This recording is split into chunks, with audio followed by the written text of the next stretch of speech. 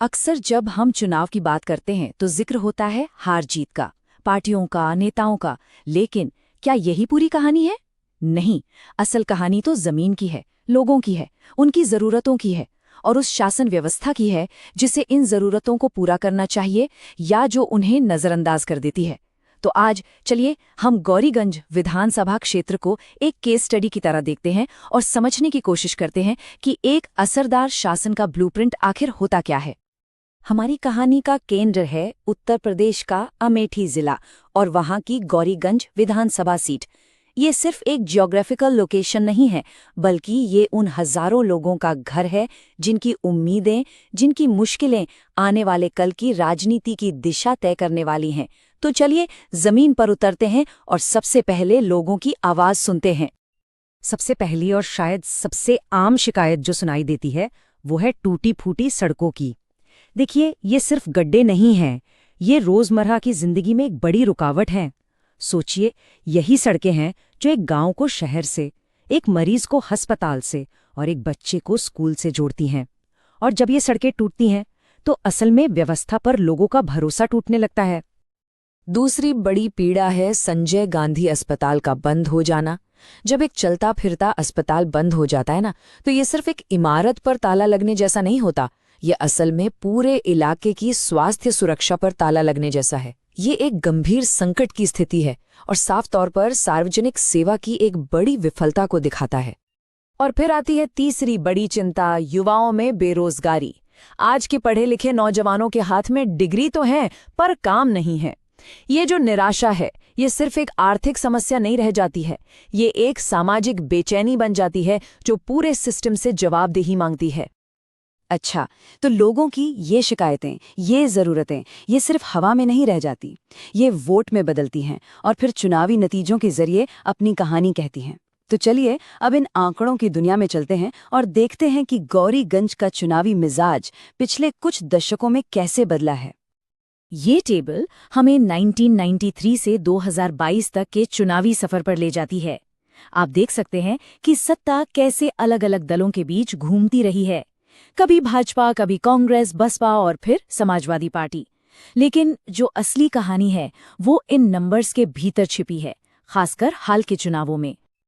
अब यहाँ कहानी एक बहुत दिलचस्प मोड़ लेती है। देखिए, 2017 में समाजवादी पार्टी की जीत का मार्जिन था 26,419 वोट, एक बहुत बड़ा मार्जिन।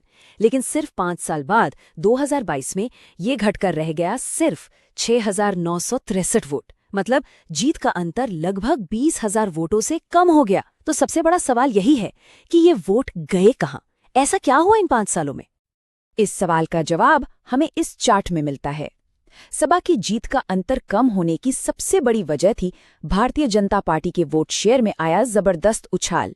2017 में जो वोट शेयर लगभग 12% था, वो 2022 में बढ़कर 35% से भी ज्यादा हो गया।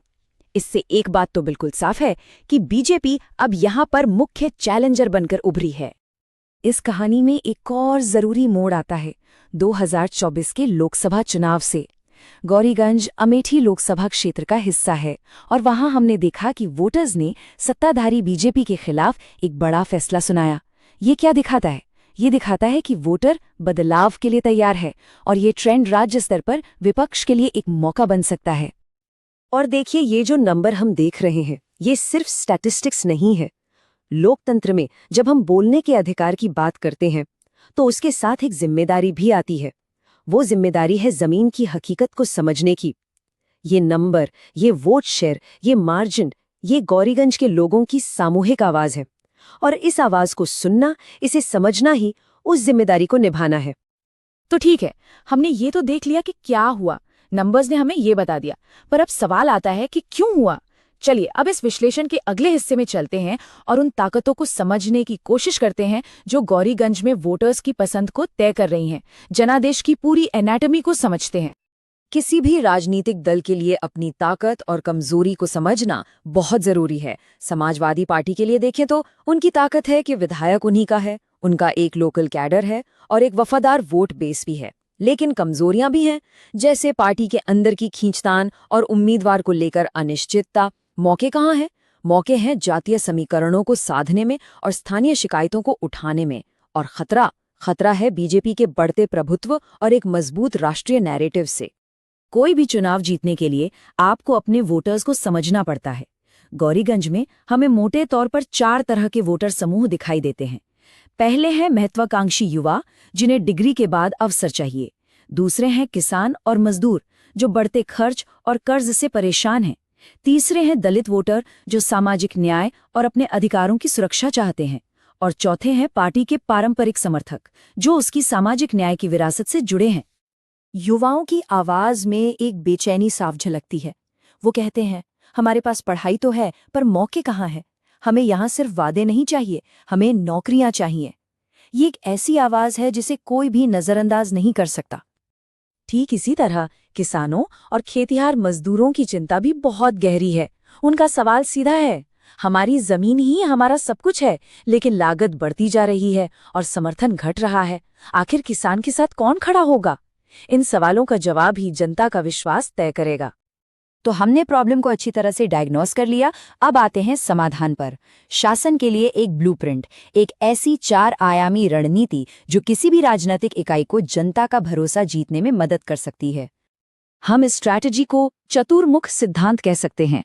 चतुर्मुख यानी 4 चेहरे वाला। ये एक ऐसा अप्रोच है जो 4 चीजों को एक साथ लेकर चलता है: सामाजिक आर्थिक विकास, जातीय गठबंधन बनाना, संगठन को जमीन पर उतारना और एक मजबूत जवाबी नैरेटिव तैयार करना। तो इसके 4 स्तंभ कौन से हैं?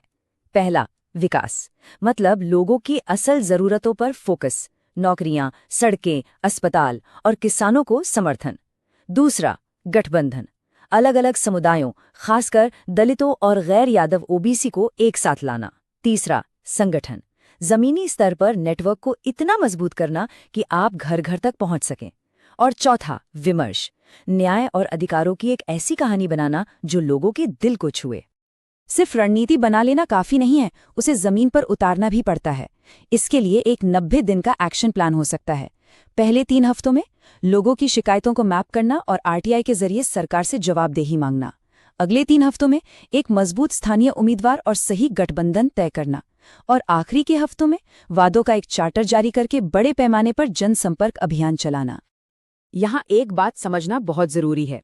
आप जब लोगों तक पहुंचते हैं तो हर व्यक्ति की गरिमा का सम्मान सबसे पहले आता है। कोई भी कम्युनिकेशन हो, वो प्राइवेसी और सहमति के सिद्धांतों पर आधारित होना चाहिए, जो हमारे देश के डेटा प्रोटेक्शन कानून का भी आधार है। तकनीक का इस्तेमाल लोगों को जोड़ने के लिए होना चाहिए, उनकी निजता में दखल देने के लिए नहीं। चलिए अब हम अपने विश्लेषण के आखिरी हिस्से की तरफ बढ़ते हैं।